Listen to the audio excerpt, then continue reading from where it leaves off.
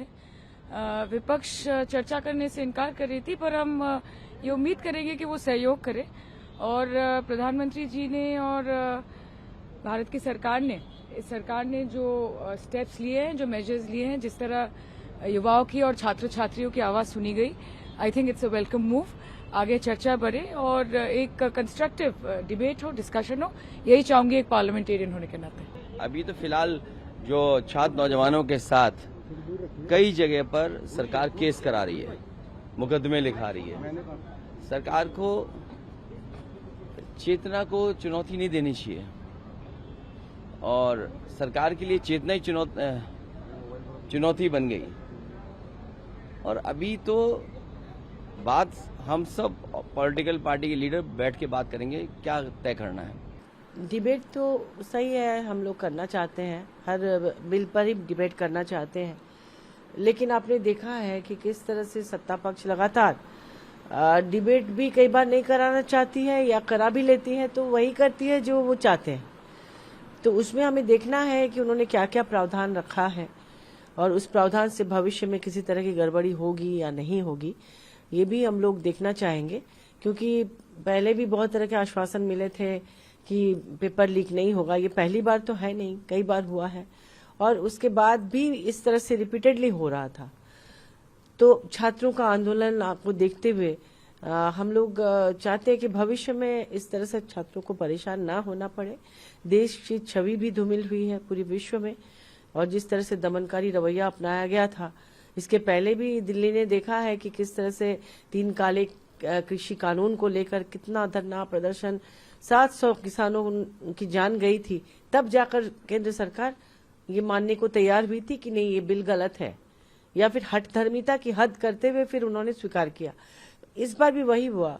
जब सत्र शुरू होने के पहले 22 दिन तक छात्र शांतिपूर्ण ढंग से आंदोलन कर रहे थे, गांधीवादी तरीका अपना रहे थे, उस समय क्यों नहीं सरकार जाकर बात करके यही चीज जो अभी करना चाह रही है उस समय भी कर सकती थी, लेकिन उन्होंने नहीं किया। 22 दिन तक देखते रह गए। फिर जब संसद सत्र शुरू हुआ, छात्रों ने पहले से ऐलान कर रखा था कि पार्लियामेंट तक आएंगे, क्योंकि कोई उनकी बात सुन ही नहीं रहा था।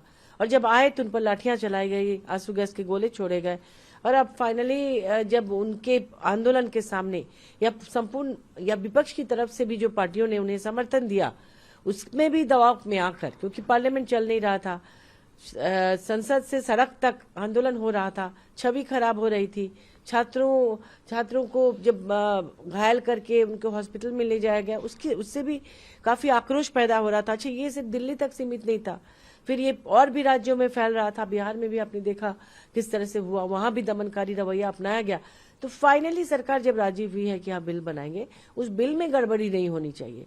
विपक्ष की राय लेकर सब लोग ठंडे दिमाग से उसमें ऐसा बिल बनाए कि भविष्य में किसी निर्दोष को भी सजा न मिले, कि कोई किसी को फंसाना चाहे तो इस बिल की आड़ में फंसा दे, ये भी नहीं होना चाहिए।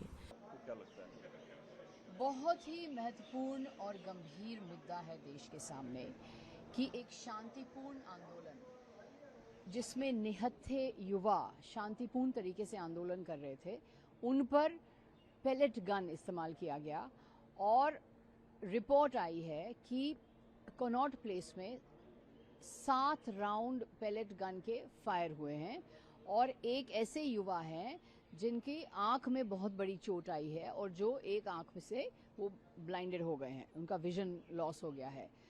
तो ये बहुत ही खतरनाक और बहुत ही गंभीर मुद्दा है।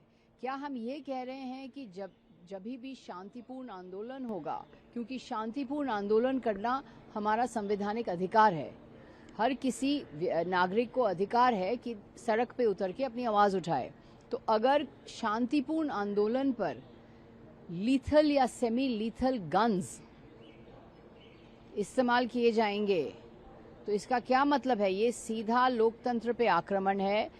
गृह मंत्री, प्रधानमंत्री को जवाबदेही स्वीकार करनी पड़ेगी, जवाब देना होगा कि किस तरह से ये पेलेट गन निहत्थे युवा पर कैसे इस्तेमाल हुए, किसने ऑर्डर दिया, किसने इसका ऑथराइज किया, और इसमें पूरा स्पष्टीकरण गृह मंत्री को देना पड़ेगा। You also demand apology of Home Minister and Prime Minister behalf on your party. We want an apology on behalf of the Home Minister and the Prime Minister. We want to know exactly who authorized the use of pellet guns on